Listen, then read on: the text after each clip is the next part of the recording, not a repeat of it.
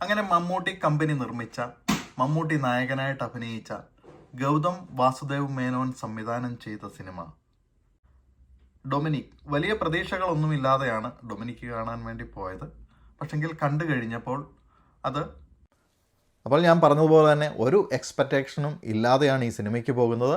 അപ്പം 2-3 ദിവസം മുമ്പാണ് ഈ സിനിമ റിലീസ് ചെയ്യുന്നതെന്ന് പോലും അറിഞ്ഞത്.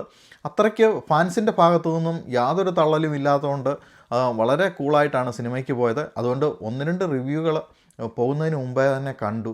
അതിനകത്തൊന്നും നല്ല അഭിപ്രായമൊന്നും ആരും പ്രത്യേകിച്ച് പറഞ്ഞില്ല. പക്ഷേ പടം അങ്ങോട്ട് തുടങ്ങിക്കഴിഞ്ഞപ്പോൾ തന്നെ മനസ്സിലായി ഇതൊരു നല്ല പടത്തിലേക്കാണ് പോകുന്നതെന്ന് മനസ്സിലായി. മമ്മൂട്ടി ഒരു ഡിറ്റക്റ്റീവായിട്ട് അഭിനയിക്കുന്നു. മമ്മൂട്ടിയുടെ അസിസ്റ്റൻ്റായിട്ട് വരുന്നത് ഗോകുൽ സുരേഷാണ്. ഫസ്റ്റ് ഹാഫിൽ സ്വല്പം കോമഡി കൂടുതലാണെന്ന് നമുക്ക് തോന്നും. പക്ഷേ കുഴപ്പമില്ല. സെക്കൻഡ് ഹാഫ് ആകുമ്പോൾ അതെല്ലാം അങ്ങോട്ട് മാറുവാണ്. അപ്പം സംഗീതത്തെക്കുറിച്ച് പറയുമ്പോൾ അതിനകത്തെ ആ പാട്ടുകൾ നന്നായിട്ടുണ്ട്. മമ്മൂട്ടിയുടെ അഭിനയം, ആ പാട്ടിനൊത്തുള്ള അഭിനയം, ഓവറാക്കാതുള്ള അഭിനയം അതിനകത്തുണ്ട്.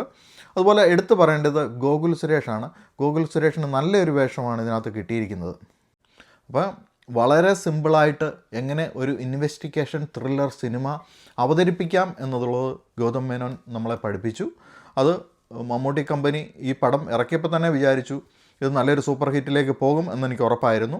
ഏതായാലും ഈ പടം എനിക്ക് വളരെയധികം ഇഷ്ടപ്പെട്ടു. ഇതിന് അഭിനേതാക്കളുടെ അഭിനയമായാലും സംവിധാനമായാലും എല്ലാം എനിക്ക് ഇഷ്ടപ്പെട്ടു.